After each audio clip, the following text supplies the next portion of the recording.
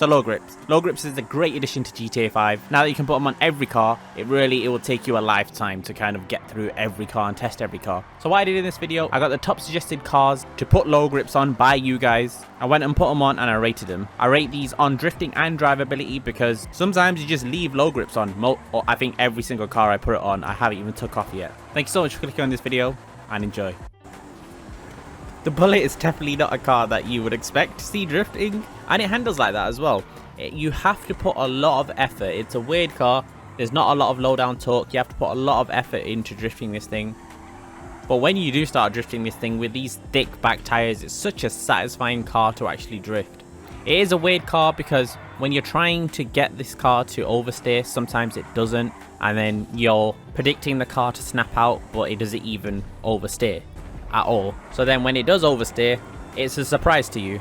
But I wouldn't say it's that hard to control that, you know, it's a disaster every time it does oversteer.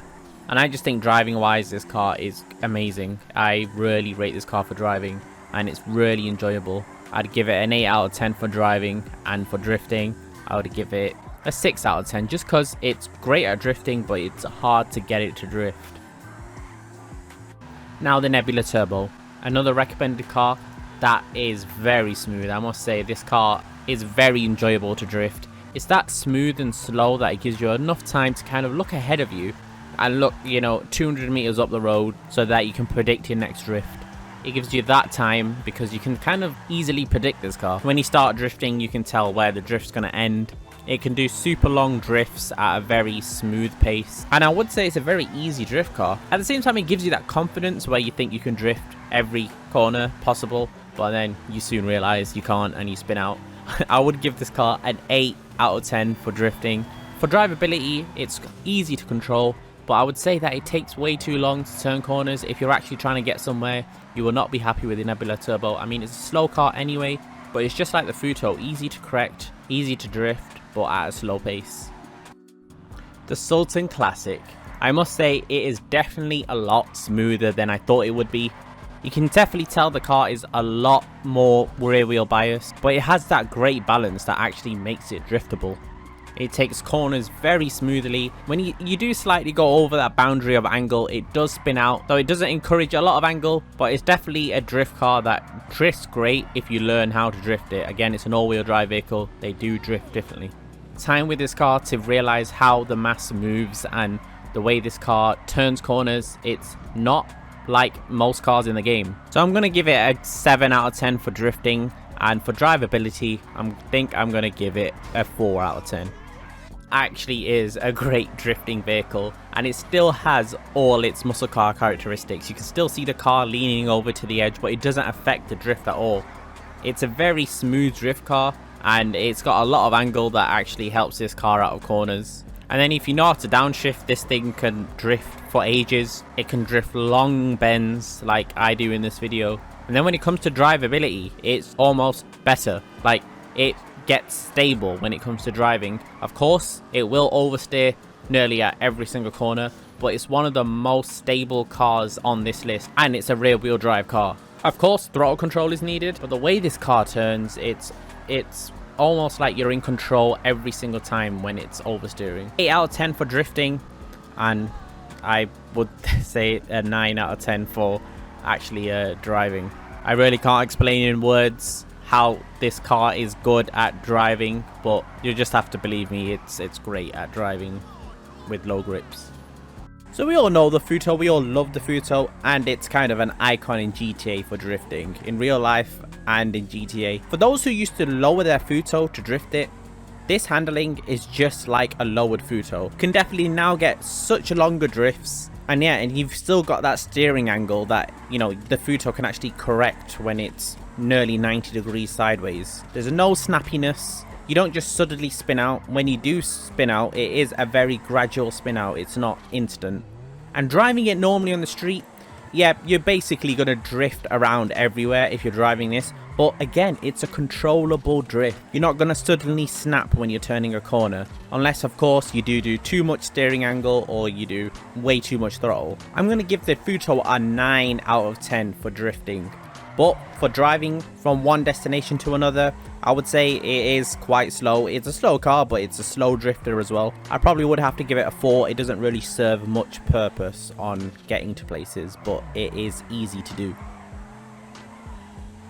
Now the Lech Retro, heavily recommended, and I have tried this out. I have tested it, and unfortunately I do have to say that it's not the best of drift cars in GTA.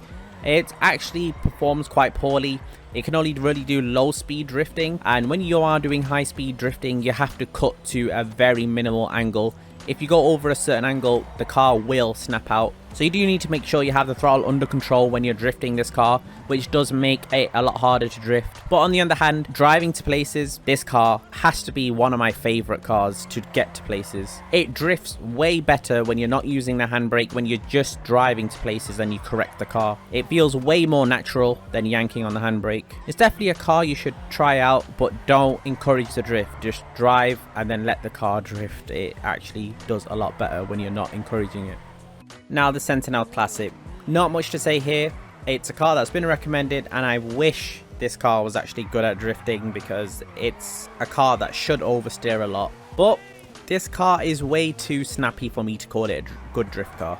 Of course you can make it drift, you can tap the handbrake, you can make it drift, but it's way too snappy. It'll spin out easily. Even when you are drifting, you'll have to keep tapping the handbrake. If you're not tapping the handbrake, then you will see this car judder side to side, and it doesn't make for a great experience. So I'm going to give it a 3 out of 10 for drifting. You can make it drift again, but it's not satisfying. The car doesn't get any better when it comes to drivability. It honestly, you know, it spins out very easily. It's something you'd get frustrated with if you were doing a mission or something. Yeah, it's a 2 out of 10 for that. Now the Sentinel XS HSW, a car that I wanted to drift very well, and it's now my favorite drift car in the game. It's crazy how this happened. I find this car so easy to drift, so easy to control. I got in this car after a very long time, and I off the bat just easily drifted this car. So easy to predict, so easy to drift, so easy to drive as well. But that's because I got overconfident with this car, just because it was so good drifting. Now this is my opinion. I would give this car a 9. It aligns with the Futo in drifting. They're totally two different cars, but they both drift very well. Drivability, I will give it a 7 out of 10. The Deity. I think I have spoke about this car before, but here we go again. This car is such a smooth car. It's like butter everywhere you go, and then it's long wheelbase as well, so it's very, very hard to spin out. It just gets around places so smoothly.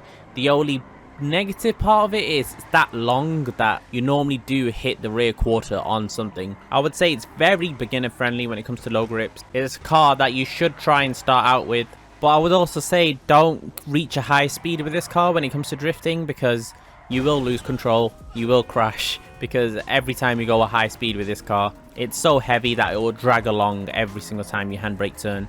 This car, low grips and high speed, does not go together. I'd give it an 8 out of 10 for drifting. I wouldn't give it any higher, because it's also like a limo. It's very hard to not crash into anything.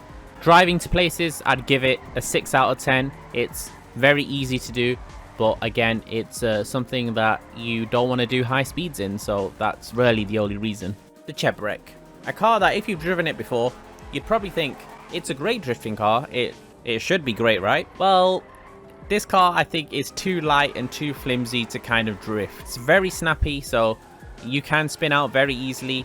That with a combination of it being so light. The physics on this car is not really up there. Even driving in a straight line, for some reason when you put low grips on this car, it's constantly just banging off the rev limiter. And then just driving to places, you've also got a lot of snappiness. I'd give this 3 out of 10 for drifting, and I'd give it 3 out of 10 for drivability as well. It's not that great. Thanks so much for watching, everyone. Hopefully you did enjoy this video, and let me know if I should do another part to this, or even make it a series where I rate low grip cars. Thank you so much for watching, everyone. Hopefully you did enjoy this video, and see you guys in the next one.